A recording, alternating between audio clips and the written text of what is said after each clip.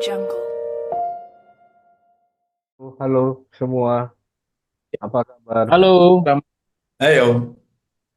Tadi bicara Malam ini kita ngobrol lagi tentang lanjutan Marine Debris. Ada hal-hal baru yang kita akan obrolin lagi berkaitan juga dengan ada event di Bali kemudian. Nah, karena bintang tamunya Richard lagi untuk ngobrol kali ini, maka kayaknya lebih banyak yang kita obrolin tentang Bali nih. Walaupun ada beberapa hal yang kita eh, ambil juga dari isu nasional gitu ya. Oke, ini seri yang ketiga ya kita ngobrol ya. Episode ketiga kita ngobrol sama Richard nih soal Marine Debris. jilid ke Mungkin kita bisa buka, kita mungkin bisa ingatkan Om Iwan dengan episode-episode sebelumnya yang sudah kita ya tayangkan apa aja.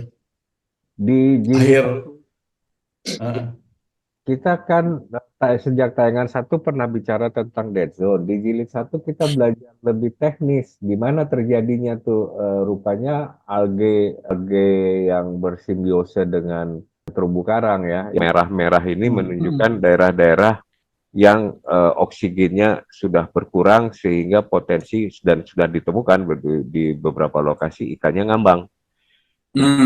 Adalah oksigen konten di wilayah laut area tersebut berkurang dan fitoplankton yang fungsinya mengenerate oksigen pun mati gitu. Penyebab utama adalah climate change situasi sendiri, yang kedua adalah polusi plastik, yang ketiga polusi industri ya. Ya jadi polusi plastik itu penyebab kedua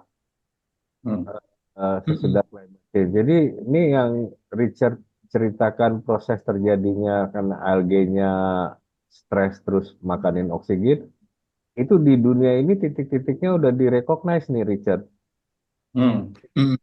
Banyak nih terjadi dead zone itu. Nah ini Richard terangin gimana limbah industri. terumbu karang ini juga bersimbiosis dengan alga untuk menghasilkan oksigen dan tadi itu untuk menjaga ekosistem laut tetap normal dan tetap nyaman untuk biota laut. Jadi alga itu sifatnya dia tuh menghasilkan oksigen, tapi ketika dia stres itu oksigen justru dimakan sama dia, sehingga di dalam air itu tidak ada lagi oksigen. Ikan-ikan yang ada di sana itu kehabisan oksigen sehingga mereka akan mati. Itulah proses terjadinya dead zone ya, itu di jilid satu. Nah, di jilid dua, nah lanjutannya.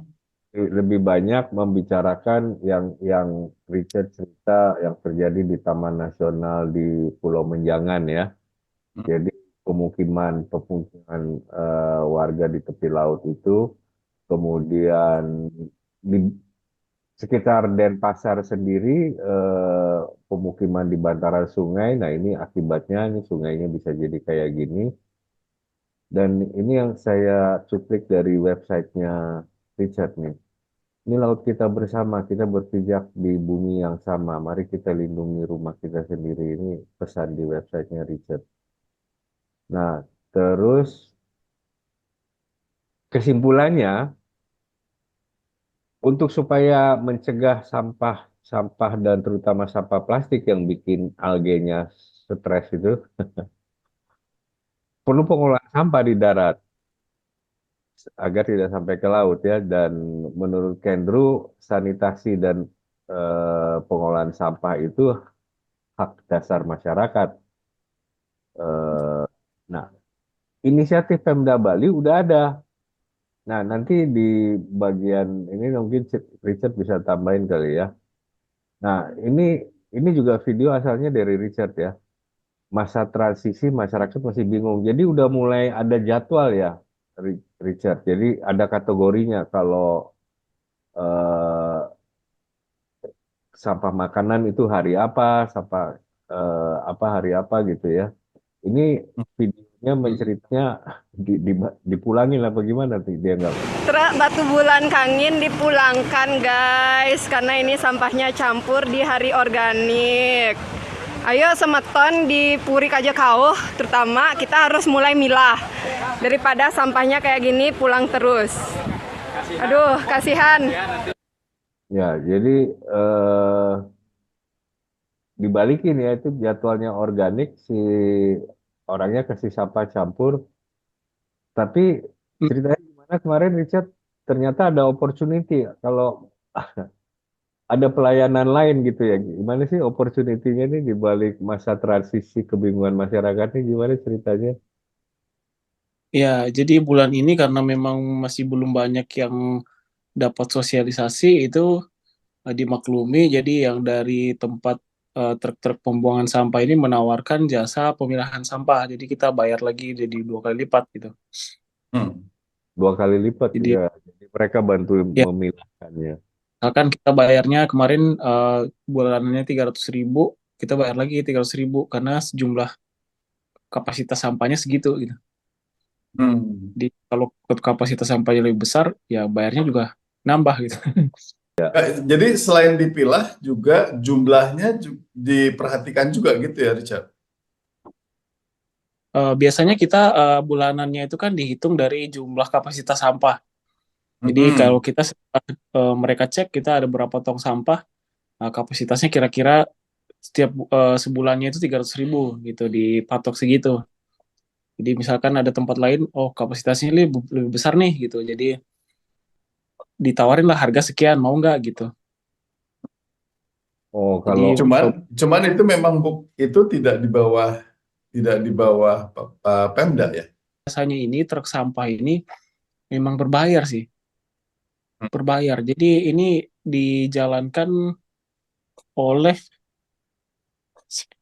eh, sepertinya memang dari pemerintah sih kalau lihat dari truknya ya, truk yang seperti tadi itu. tapi tadi Cuman dia Ibu, ada iuran bulanan.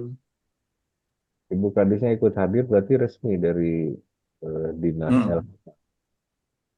Cuman Ya, kalau jadi punya jasa tambahin untuk memilah dan dari Pemda kayaknya ada limit ya. Terus kalau mereka over limit mesti dilayani Ada asal, charge, ya, asal hmm, nambah charge lagi. charge-nya. pemerintah itu juga mendapatkan dana pengelolaan itu dari sini, dari iuran masyarakat ini seperti Yang pasti waktu Richard pertama ngusulin basah sama kering dipisah itu, kita udah dari awal udah berpendapat yang sampah basah itu harus truk tertutup, nggak bisa truk kayak gitu. Karena nggak ya. kan baunya kemana-mana tuh. Richard bilang juga nggak manusiawi itu sampah basahnya buat buat si para petugas. Ya, jadi TPA-nya juga sudah dipisah, yang TPA organik, TPA daur ulang yang plastik-plastik itu sama residu itu dia tuh nggak bisa daur ulang. Misalkan popok itu kan udah nggak bisa daur ulang, memang udah tinggal dimusnahkan gitu. Memang Dimusnahkan. pembakaran gitu. Dan di Bali ada Hmm. kan instalasinya.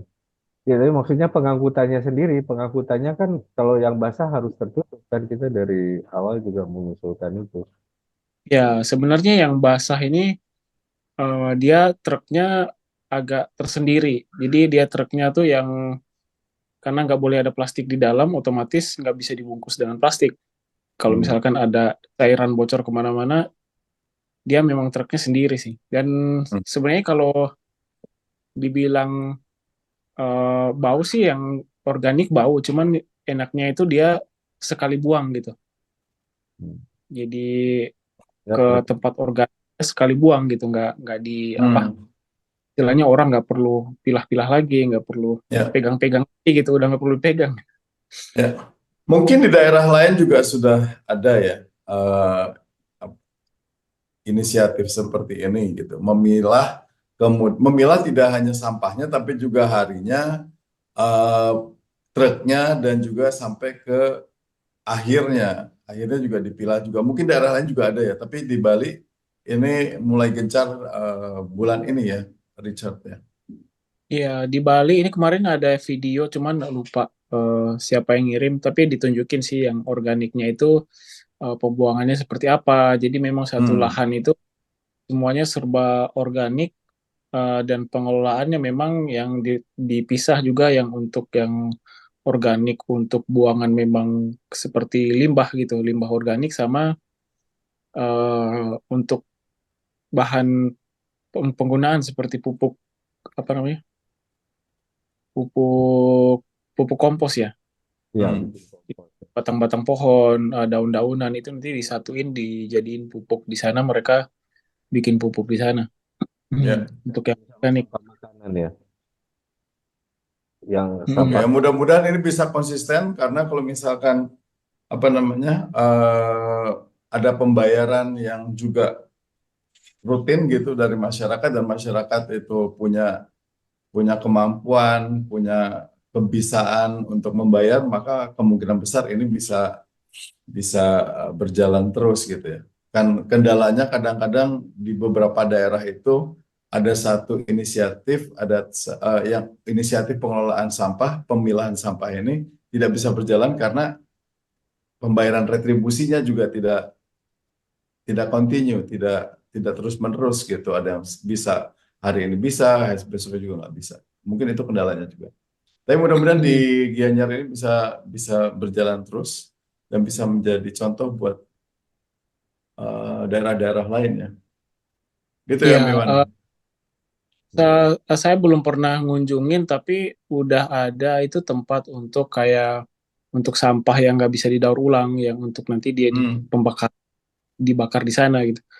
Ya. Udah ada sih, pernah liwat aja, sering liwat, tapi belum pernah mampir ke sana. Ini Apa di- dibakar langsung atau ada proses insinerator? Karena kan nggak boleh sekarang pembakaran langsung. Udah ada Hmm. aturannya. Ya, jadi si TPA yang terbaru ini dia tuh adalah semuanya berupa gedung. Jadi dia tuh nggak, kecuali yang organik tadi lahan ya. Oke. Ya. Tapi yang ini tuh gedung tertutup. Jadi kalau dari Google Map itu kelihatannya juga gedung tertutup semua. Dan Oh, ada cerobong asap, jadi kemungkinan memang ada pembakaran di Di dalamnya dalam gitu. situ tuh. Berarti Ya, insinerator. Kalau di dalam bangunan insinerator ya, mudah-mudahan. 2009 itu adalah undang-undang tentang sumber daya air. Undang-undang nomor 17 itu kan korelasinya sama Water World Forum kan? Iya, Oh, itu nanti. iya ya. Nah, Ini ini masih bisa. presentasinya Tapi langsung ke Tapi mesti relevan bahwa walaupun ini sumber daya air dan permen tentang air lindi itu ada permennya sendiri, tapi bahwa air dari yang lewat di TPA itu nggak boleh dialirkan sebelum dibersihkan, didekomposisi, secara biologi itu benar ya. Jadi statement ini benar nih.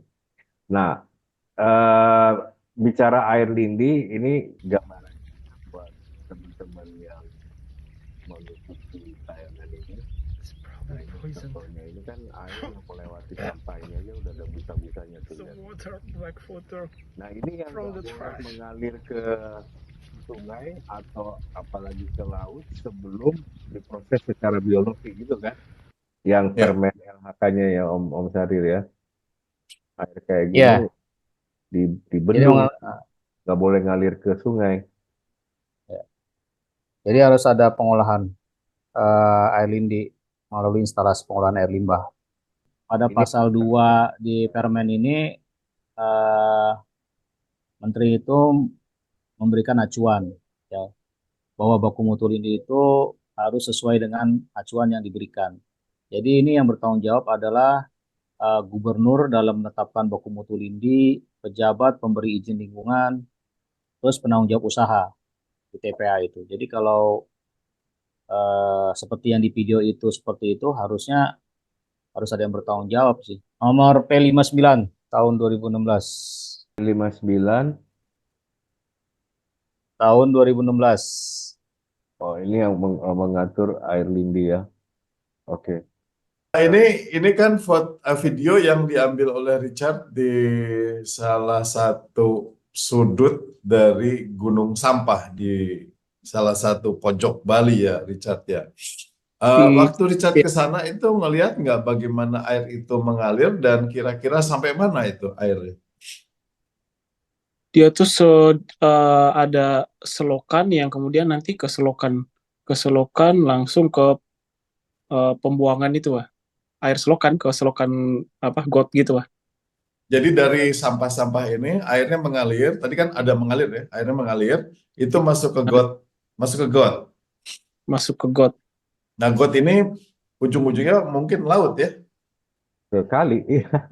Dia tuh soalnya ini alirannya itu dia tuh kan keluar dari dalam gunung ini ya, gunung sampah ini. Hmm.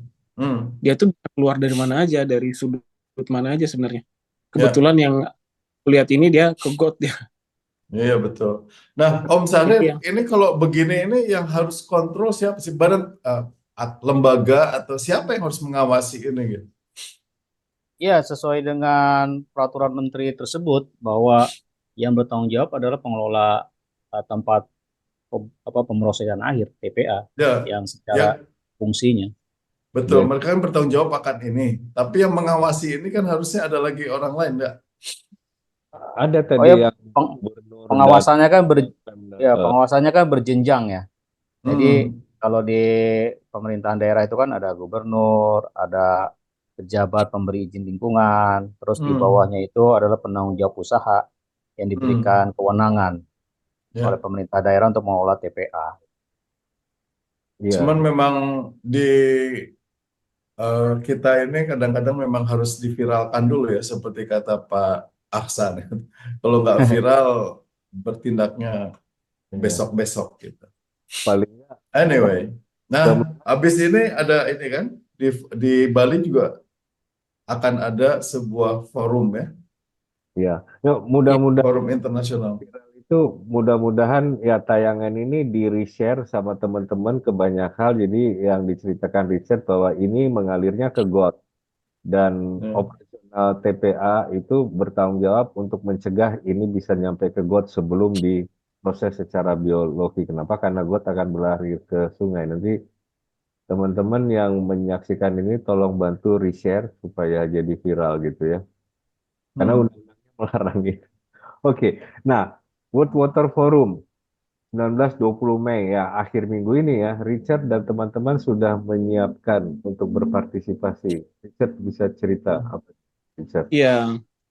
Jadi besok sebenarnya udah sibuk sih karena kita mesti siapin jalurnya dari Nusa Dua ke Tampak Siring ya untuk eh, ya untuk openingnya ini openingnya.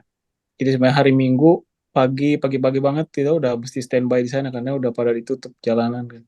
Oh, gitu ya. Yang Acaranya di Tampak Siring ini. eh, ini udah ke Tampak Siring ada dua tempat di sana di Nusa Dua sama Tampak Siring ya. Hmm. Tampak Siring itu untuk acara yang dari Pak Menteri Pak Sandiaga Uno. Hmm. Oke, Mm. kira-kira apa ini yang Richard ketahui mengenai World Water Forum ini? Ya, jadi Water Forum ini kan kita yang ke-10 dan udah diadakan di beberapa negara dan ini Bali baru pertama kali, Indonesia ini pertama kali Hmm. berpartisipasi karena ke depannya gitu diperkirakan memang eh, kondisi air bersih di dunia itu akan Hmm. semakin langka, kebanyakan air yang tercemar dan juga mungkin karena apa namanya perubahan iklim, climate change yang Hmm. membuat kayak sumber-sumber air mungkin udah nggak stabil lagi di beberapa daerah dan kemudian tercemarnya lingkungan ini nggak cuma di air di darat aja tapi di laut juga banyakkan orang juga Hmm. bergantung terhadap air yang di laut ya Hmm.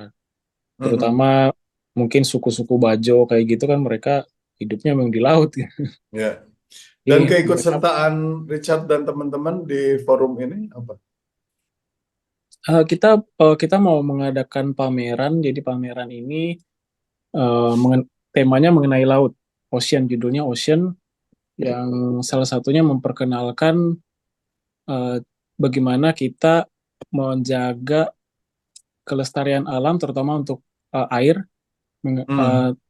ini tradisi yang ada di Bali yaitu segara gunung ini segara Hmm. gunung kemudian ada lebih detailnya ada dari subak ke danau ke sungai sampai ke segara di laut Hmm. jadi eh, konsep ini udah ada di Bali yang kemudian kita eh, harapkan gitu bisa bisa makin dikembangkan lah di Bali, baik di desa-desa adat ataupun di Banjar-Banjar, bisa jadi banyak lah jadi peraturan gitu. Di sana kan bisa bisa mendorong masyarakat untuk semakin kayak lebih berhati-hati gitu. Kalau di Bali itu kan mereka lebih, kalau menyangkut agama atau menyangkut spiritualitas, mereka biasanya lebih respon gitu daripada Hmm, himbauan-himbauan dari Pemda, dari hmm. mana.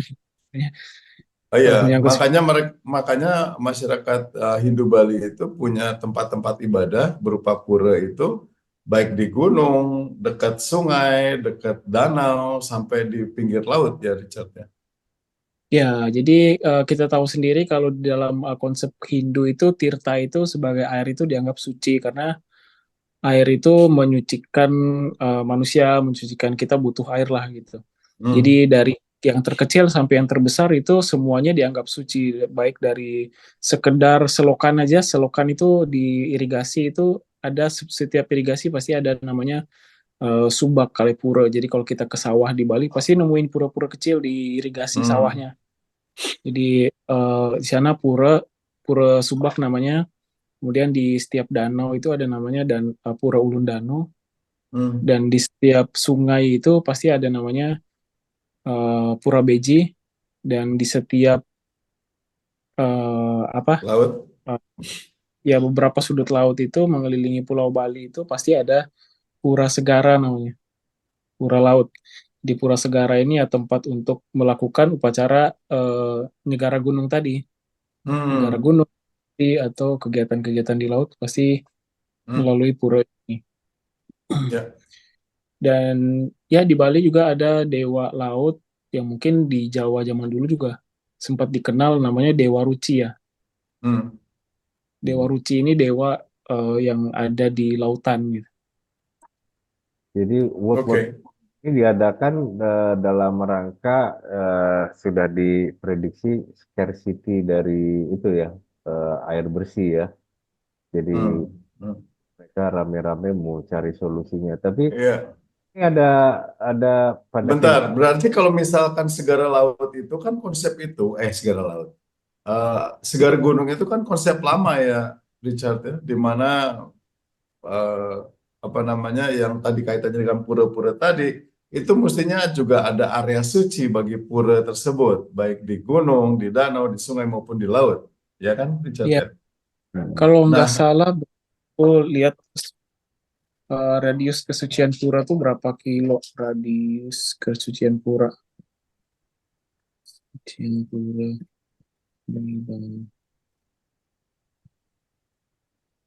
Iya. berapa hmm, jadi radius 5 kilometer sebenarnya radius kalau sesuai peraturan aslinya itu adalah 5 kilometer dari 5 kilometer jauh loh.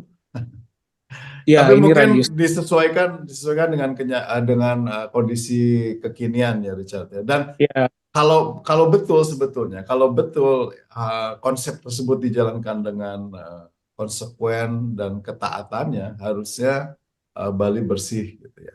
Harusnya bersih ya, airnya juga bersih gitu. Tapi mungkin kenyataannya ini pada kenyataannya yang Richard lihat, nah ini? ya pada kenyataannya nggak kebanyakan memang tidak semua pura beji itu bersih ya. hmm, Jadi ini gunungnya dekat juga dengan Pura Segara, Pura Sakenan ya. hmm, Dekat dekat. Jadi kalau misalkan lagi sembayang mereka di sana, anginnya pas ke sana udah pakai masker semua. ya ya ya. Dan ini sudah laut sebetulnya, cuman warnanya sudah tidak biru atau hijau ya, warnanya itu sudah hitam ya. Ya sebenarnya di sebelah sana itu saya lupa zoom itu udah pada mati sih pohon-pohonnya. Hmm, itu gunungan sampahnya ya. Gunung sampahnya.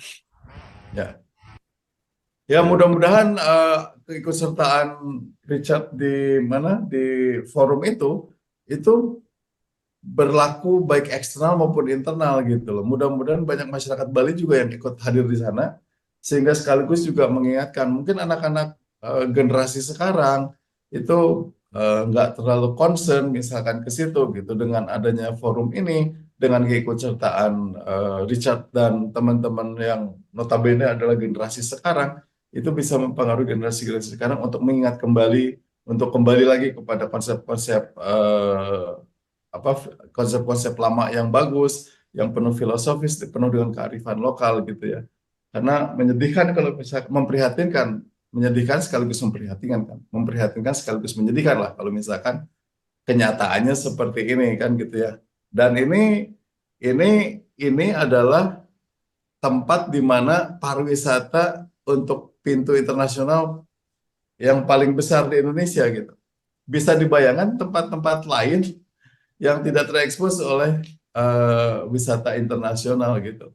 Ini saja, Bali saja punya konsep, punya filosofis, punya kearifan lokal gunung, segara gunung, yang kebersihan, kesucian tirtenya itu harusnya terjaga dengan masing-masing pura di masing-masing lokasi yang punya area suci gitu.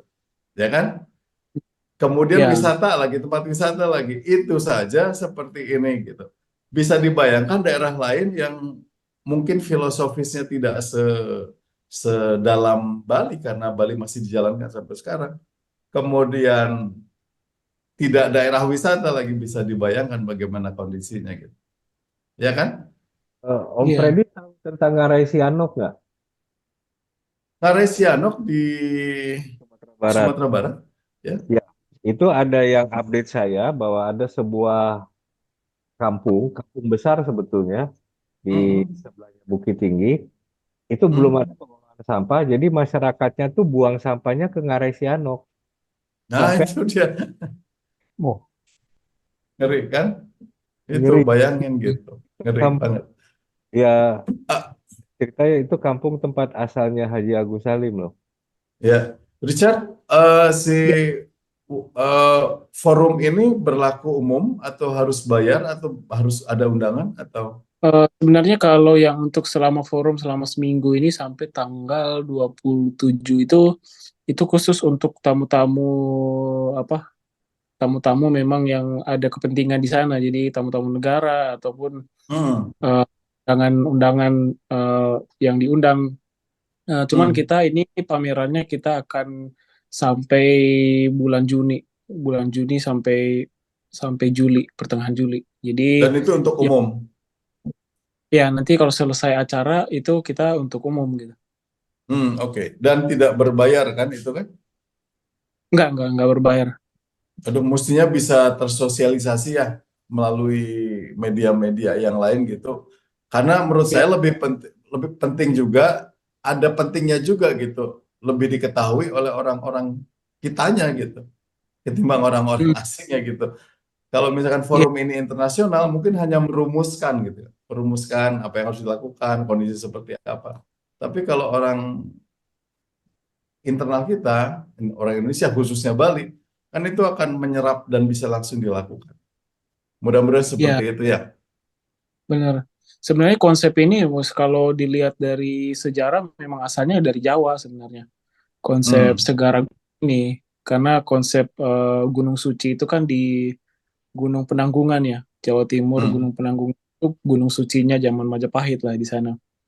Itu memang terciptanya konsep segara gunung ini untuk mengendalikan air, hmm, untuk mengontrol kebutuhan air dengan masyarakat supaya bisa stabil. hmm, Kalau kita lihat di Candi Borobudur itu rumah-rumah yang ada di relief Candi Borobudur itu rumah-rumah masyarakat Jawa itu masih rumah panggung. Mereka ya, belum bisa mengendalikan air. Tapi ketika kita udah pindah ke candi-candi di zaman Majapahit di Jawa Timur, mereka semua udah rumah-rumahnya udah di darat, udah seperti bangunan di Bali ya, hmm, udah ada. Jadi mereka udah konsep irigasi itu udah pasti berbarengan dengan konsep segara gunung tadi. ya, ya.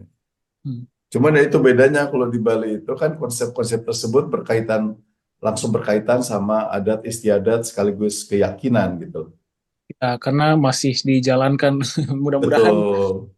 itu justru makin ini kita hidupkan lagi. Iya, makanya mudah-mudahan ini bisa lebih menarik masyarakat khususnya Bali gitu ya. Karena ini menjadi menjadi jendela orang luar untuk melihat Indonesia gitu. Oke, Richard, kita tinggal ya, 2 menit bentar. lagi. Silakan, Ya, Pak Om. ya, ini untuk World Water Forum ini aspek konservasi airnya berapa persen yang akan dibicarakan nanti? Konservasi air. Apakah lebih banyak acara-acara seremonial aja atau manfaat dari konservasi air? Hmm, Pengelolaan air dia awan menjadi lebih baik atau seperti apa? Oh iya, hmm, rundown ya. Ini. ya Bebas. ini itu aku pikir ada beberapa topik yang akan dibicarakan, tapi lebih besar kan itu menekankan lebih ke global climate finance, ke finance-nya. Istilahnya gimana Hey. pengelolaan air ini dari segi manajemen pemerintahannya. Jadi lebih ke sistemnya. Hmm. Jadi sebenarnya bagaimana ekonomi ini kita bisa berbarengan dengan pengelolaan air ini, karena mau nggak mau ekonomi berperan penting terhadap segala sesuatu menyangkut apa namanya eh, kerusakan air atau eksploitasi air. Udah pasti Ya, menyangkut dengan ekonomi. Semakin ekonominya maju, semakin ada eksploitasi pengelolaan tersebut. lagi Berarti, lebih baik gitu. berarti konservasi Oke. airnya belum maksimal ya, akan dibicarakan ya bagaimana pemanfaatan air ke arah keberlanjutan. Ya, Lebih Rundown jadi sekarang seremonial. concernnya kita udah tinggal setengah menit lagi. concernnya itu sekarang adalah di Asia dan Afrika ini yang kelangkaan, maksudnya kelangkaan dan polusi airnya paling tinggi ya, Asia dan Afrika.